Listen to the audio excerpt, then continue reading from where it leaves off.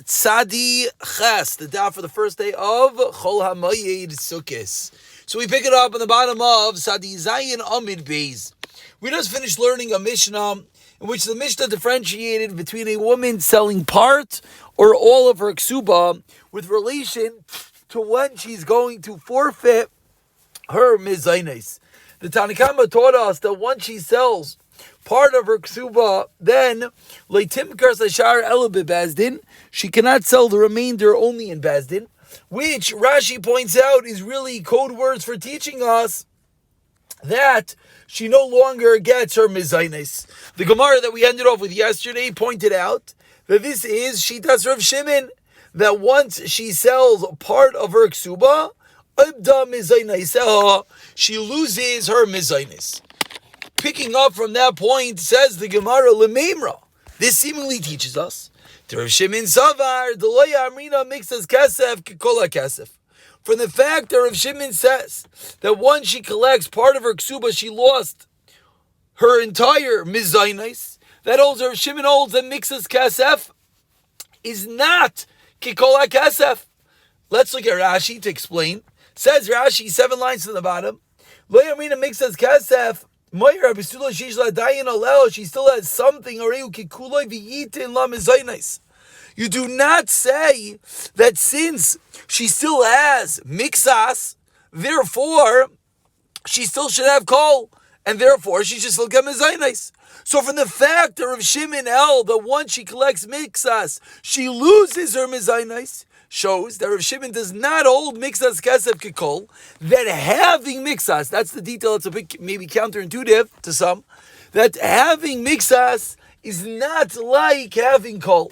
Again, one maybe would think that having mixas is like having kol, and therefore if it's like having kol, what would that mean? That would mean she would still get mezainis. Says Rav Shimon, no, having mixas is not like having kol, and therefore she does not get mezainis. Says the Gemara. That's what it sounds like Rav Shimon holds. V'Rabbanan Tzavri, and by default the Rabbanan are going to hold Amrina mixes against kol kasef. But it asks the Gemara, if that detail is true, that the machlekes of Shimon and Rabbanan is whether we say having part is like having whole or not. We learned the exact opposite. 8 lines to the bottom said these ayinam at the base. The Tanya learned in a brayso. It says in the pasuk regarding Kohen Gadol marrying a woman that a wife with her besulim. Prat that excludes the bagarish shekalu besulah divi Rabbi Meir. Says Rabbi Meir, a bagares, even though bagares has part of her besulim intact, still kalu that comes to exclude bagares shekalu besulah. Whereas Rav Elazar v'Rav Shimon, of course, that's the name we're looking for. Machshirin b'bagares. Rav Shimon holds that since a bagares has part of her besulim, that's tantamount to having kol besulim. So what's Rav Shimon holding? Mixas is kikol. So says the Gemara, you just told me that Rav Shimon holds mixas is not kikol. Part is not like having kol. Having part of her ksuba is not like having her ksuba. Therefore, she cannot get mizaynos. But we learned in the Brayso the opposite.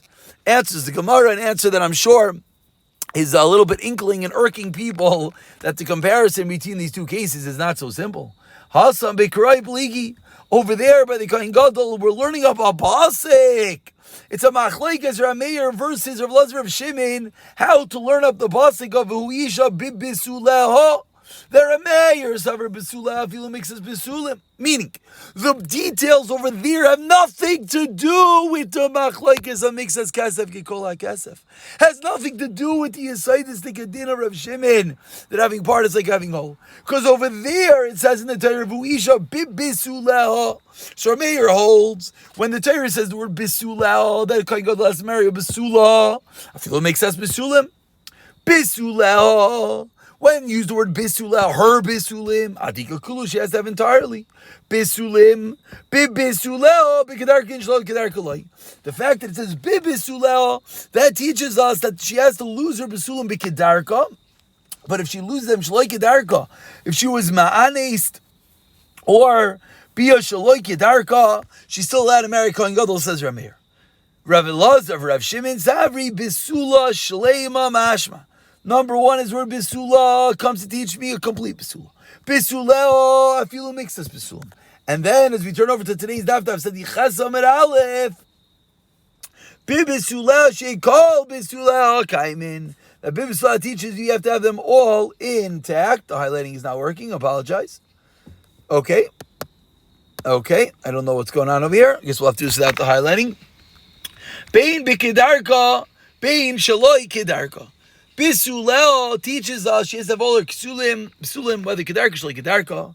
So the Gemara concludes that you're trying to ask a kasha on the sheet of Rav Shimon from this brisa. This brisa has absolutely nothing to do with Rav Shimon, says the Gemara, and rather this brisa, the machlekes Rav Shimon and Rameir, is a sidebar machlekes how to learn up the pasuk in the Torah that says V'isha bivzuleha, teaching us that with what level, a kohen gadol has to marry a bisula.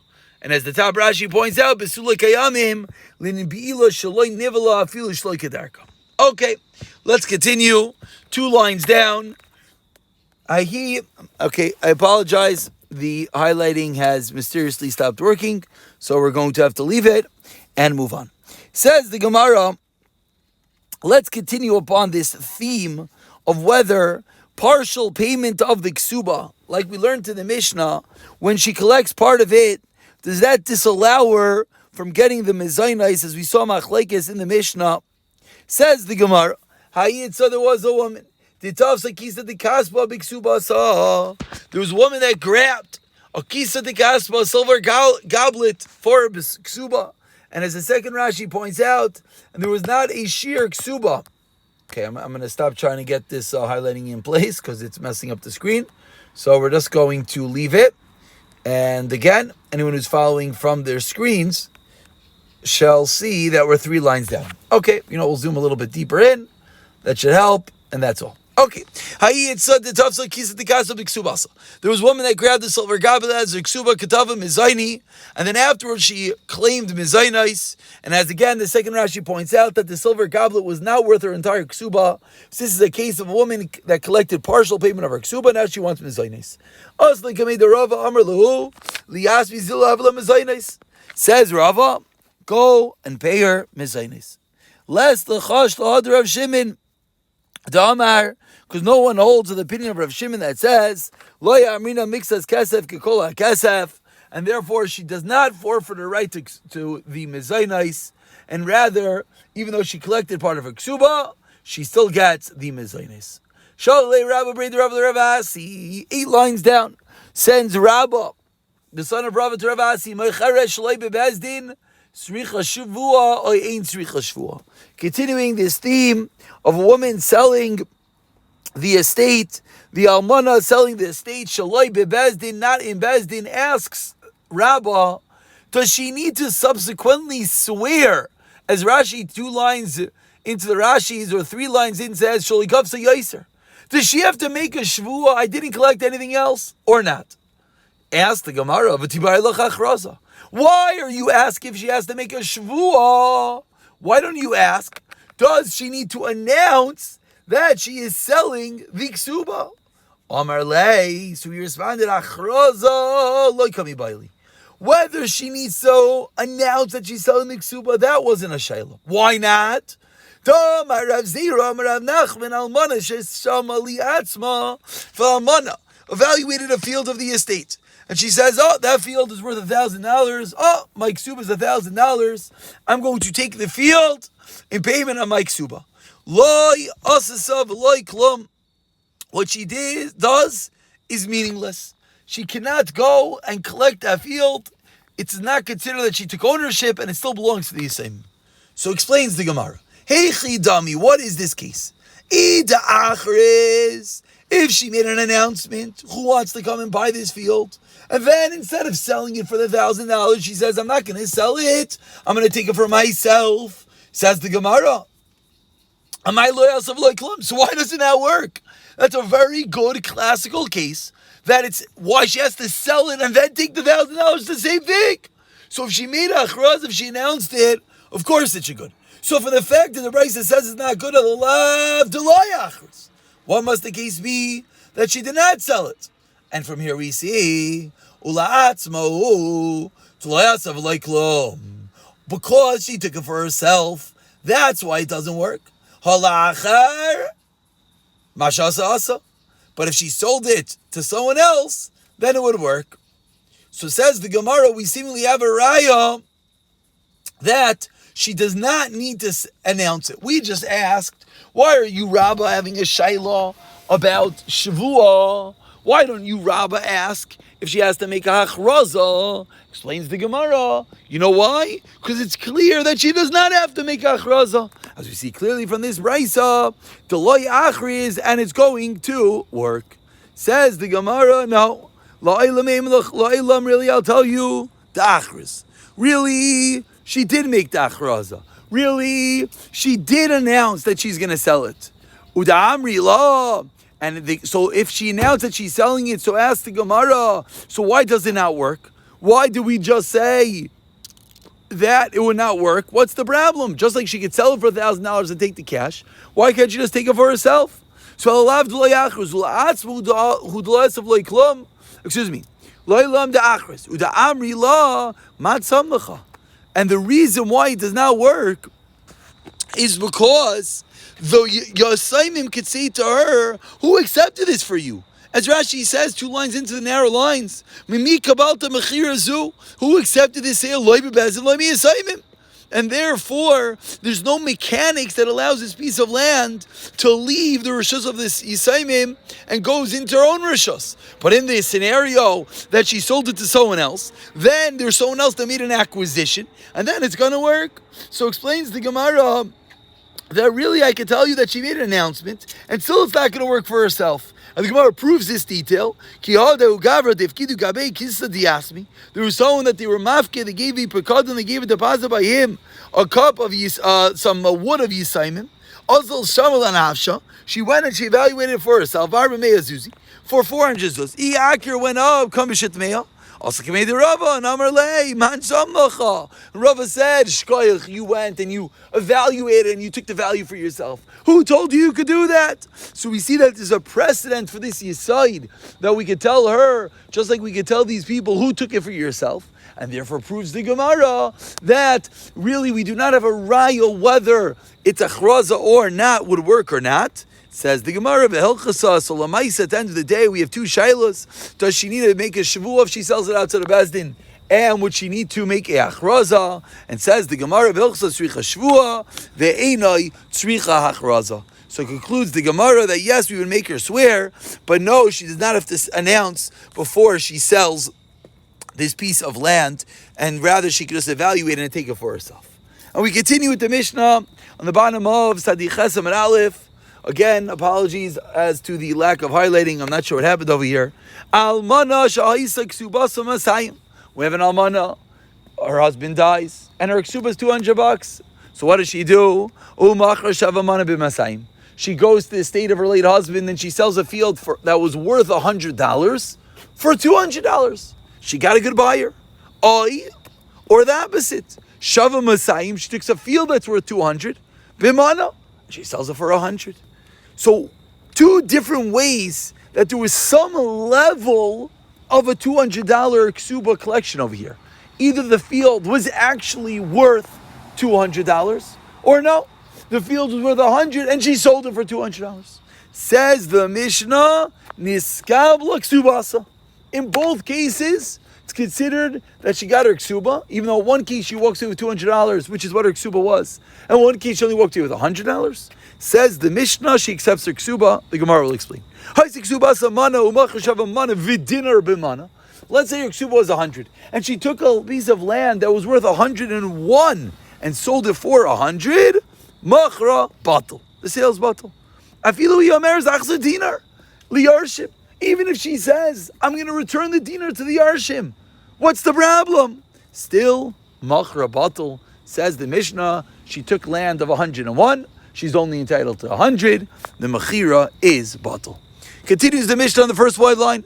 Rashba Goimer says Shimon Gamliel, Lo'ila Machra Kayim. No, says Shimon Gamliel, in all these scenarios, really the sale is valid, unless Shneisham K'dei Shetayr B'Sada Batzisha Kabin, unless she so much undersold that there should have been a piece of field left over that produces 9 kav, or ubegina, if it was a garden, bas chatzi kav, that produces a half a kav. That's the man has to be left over. Meaning, says Rav Shimon Gamliel, if she undercut, if she sold, if she took 101 and sold for 100, that's fine. The only case where it's not going to be fine, says Rav Shimon Gamliel, is if she, in all cases, says Rav Shimon Gamliel, the machar is going to be kayum, unless there should have been left in this field ad sheteish tishayer bisadeh, a value that has a din of a field unto itself. If it would have been 9 kav left over, then it has a din of a field unto itself, and that's too much. Now, of course, as we're going to see, Rav Shimon Gamliel, not as we're going to see, Rashi already points out right over here, that even according to Rav Shimon Gamliel, of course she has to return the excess. She took too much. Her ksuba is only 100. Who gave her the right to go and grab 101 or 105? That's fine. But says, so she's avada going to have to return the excess. But Rav Shimon Gamliel holds she'll return the excess. However, the sale stands unless she mamish took way too much, that there would have been a full field left over to the yarshim. If her ksuba was 400 zuz, so her ksuba is 400 zuz, and she sells one field, $100 field for $100, another $100 field for $100, then really that happened 3 times. So $300 field she sells for $100 a piece, collecting 300. And the 4th field, yafa mana v'dinar bimana. And the 4th field she grabs too much. The 4th field she sells 101 for 100. So this is very similar to the previous case of Shimon Gamliel, but this is a case of the 4th field. Says the Mishnah. The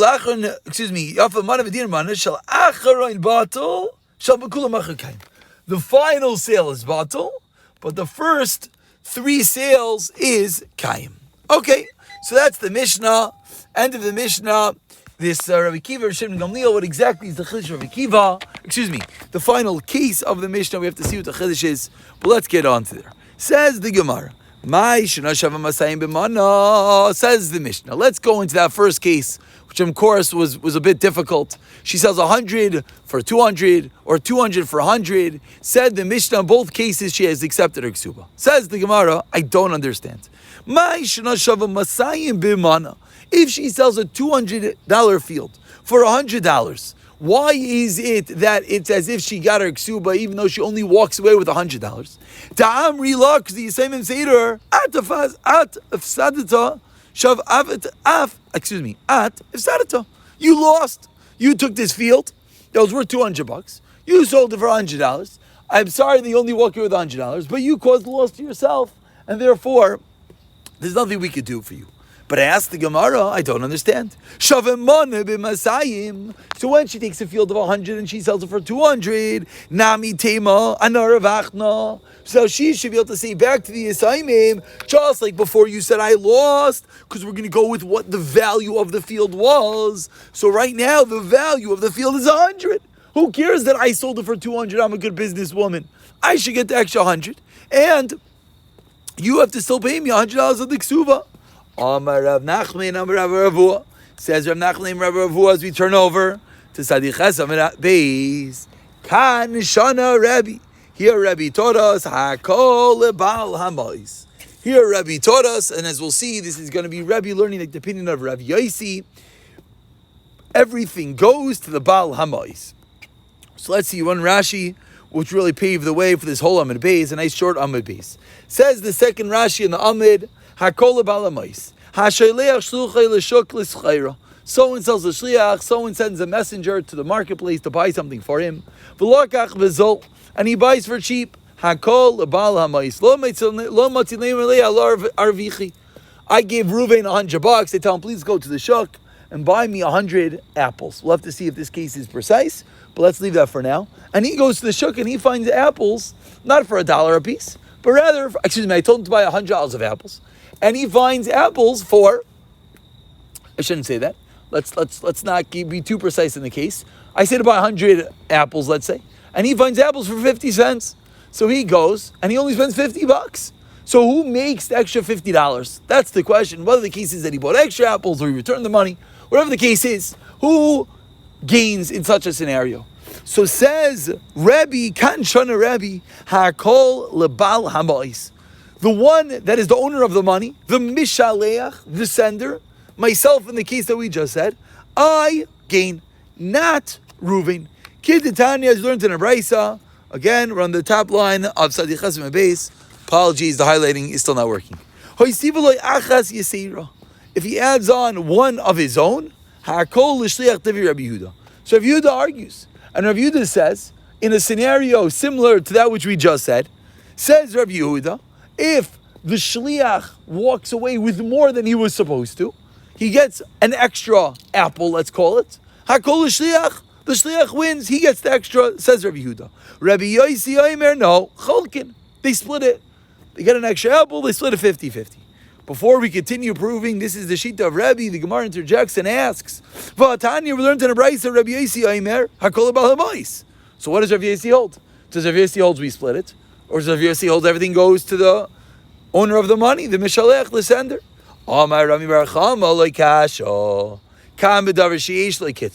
If we're dealing with something that has a set amount, then that is going to be the case that Rabbi Yosi is going to say that you split it. If it's something that is always sold at a set price, then Rabbi Yosi holds you split the profit. But if we're dealing with something that does not have a set price, Rashi's example, 15 lines into Rashi, is, for example, a garment. This is the days before mass-producing garments. So when you bought an article of clothing, you evaluated each one onto what is the price of this item. So in such a scenario, that's where Rabbi Yosi would say, Hakol Lebal Hamois. I tell you to go buy me a jacket, and you get a good deal on the jacket. Who gains? I, the sender. So Kan Shana Rabbi learned that this is going to be the case, that everything goes to the Bal Hamois, like the opinion of Rav Yosi. And Amar Rav Papa says, Rav Papa, Hilchasa, indeed, what we just said is the halacha, Davar sheyesh lo kitzva. If there's a set price, cholkin, we split it. Davar sheyein lo kitzva, kol Bal Hamois. Says the Gemara, Mai Kamashton, what is the chiddush of Rav Papa? Shenuya dishanin and shenuya hu. The chiddush of Rav Papa is that the differentiation that we just made in the sheet of Rav Yosi, that when it's a set value, we split it. When it's not a set value, then the Bal Hamois, the sender wins, is a correct differentiation, and that is the Psak Halacha, and that's going to answer up for what we're learning by us. So Yibayilahu, we continue with a new Shaila. We're about 12 lines down. The first word line is Amar. Amar le, Zaven li litcha. I tell a shliach, please go buy me one letach of field. Va'azal v'zaven le kura. And he goes and he buys for me a kur, 2 letachs of the field. What is the story in such a scenario? Moisiv al dvarav is the story that, I didn't tell him to buy. Zaven li litcha, sell for me a letach. And Rashi points out that a letach is a chatzi kur, is a half a kur. And instead of selling for me a letach, he sold for me a whole kur. So what is the halacha now? Moisev al dvarav. Do we say the shliach added on to my words? V'litzcha miyakani. And he sold the first half. So that part is a good acquisition. And the second part is not, because I never gave him rishus to sell that. Oidilma maver al dvaravu. Or maybe the shliach is transgressing my words, me being the Mishalech's words. And v'litzcha nami loikani. And even the first letach is not kaina. So I ask the Gemara, fundamental shayla. I tell my shliach, please sell for me. Let's just use easier numbers. We'll use a half an acre of land. And he goes and he sells a full acre of land. Do we say that the shliach is adding on to that which I said to him? I said to sell a half an acre, and he sold the whole acre. So the first half an acre that he sold, that's a good sale. The second half an acre is not. Or do we say no? I told him to sell a half an acre, and he went and he sold the whole acre. So the whole sale is null and void. That is the shaila of the Gemara. Omer Rav Yaakov and Harpakim Nishmei de Ravina. Says Rav Yaakov and Harpakim, in the name of Ravina, Ta Shema, I'll bring you a raya. Amar Balabais l'shuchai. A Balabais tells his messenger, 10 lohen chaticha la'archin. Give one piece to the guests. V'hu amar t'lushtayim. And he went to the guest and he sold them to take 2. V'hei not lu shalosh. And the guest ate 3. So I tell the shliach, give them 1 piece of meat. And we're talking about a piece of meat that is of hektish. And the shliach goes and gives them 2 pieces of meat of hektish. And then the guests, the gluttonous guests, eat 3 pieces of meat of hektish. Says this brisa, kulon malu. All 3, I, the shliach, and the guests are all ma'il. Ma'il, of course, means over me'ilah, we misused hektish properties. So I told him to eat 1, to give them 1. He told them they could take 2, and they took 3. Says the brisa, everyone has transgressed. Proves the Gemara. If you're going to tell me that he adds on to my words, I told him 1, he added on 2, which means 1 of what I said, and now he adds on an extra 1. Then it makes sense that I transgressed mi'ilah, I misuse hektish property of the first one. The shliach misuse hektish property of the second one. The guest misuse hektish property of the third one. If you're going to tell me that when the shliach says 2, he's transgressing my words, and it's not considered that he said 1 plus 1. It's considered a new commandment that he said 2. So why is it considered that I, the Baal Bayis, is over Me'ilah? I didn't do anything. But now we learned in the Mishnah. If the Shliach does the Shliach, if I send the Shliach to use hektish property and he listens to me, then I transgress. But if the Shliach does not do what I said, then Shliach Mal. Then the Shliach is one that transgressed Milah. So seemingly the Gemara proves that it must be that it's considered adding on to my word. From the fact that we see that all 3 of us transgress Milah, must be that he did not transgress my words, because then he would be the only one that's over. But from the fact that we're seeing we all are committing Milah, we're all misusing hektish property, must be that the way we view it is that we each, that he's adding on to my words. Says the Gemara, it's a funny case, that's why you can't bring it right from this case. The Shliach says, take 1 piece of meat, because that's what the Baal Bayis said. Va'achas, I take another piece of meat. One's on the house, one's on either shliach medaiti, and then v'shakl inu tlas. And then they took 3. So that's the reason why all 3 of them are over milah. All 3 of them transgressed, misusing hektish property. But not necessarily do we have any proof as to our shayla that we're trying to figure out, that when I tell the shliach to do something and he goes and he does more than that which I said, whether it's considered adding on to my words or not. So Tashema, the Gemara tries to bring another proof. Says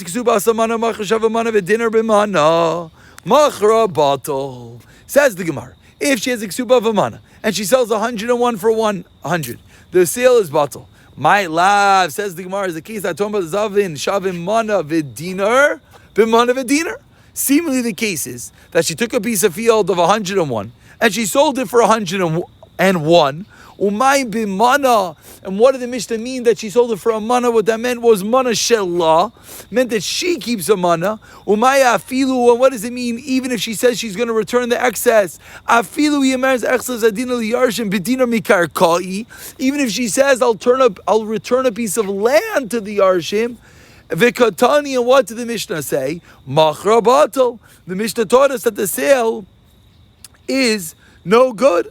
So says the Gemara, Amar Avuna Breid Rav Nasan Loi, that's not the case. Bida Oizel. The case is that she undervalued the land. She sold 101 for 100. Says the Gemara, as we turn over for a moment to Sadi Tesam and Beis, and actually truth is we're not going to turn over for a moment to Sadi Tesam and Alf, because now the Gemara is going to prove that that's not the case, that the case cannot be Bida Oizel.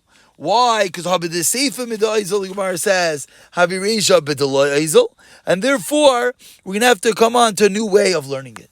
But just to point out again, the Gemara wanted to bring a proof from our Mishnah, that when a shliach sells more than he's allowed to, then the entire sale is void.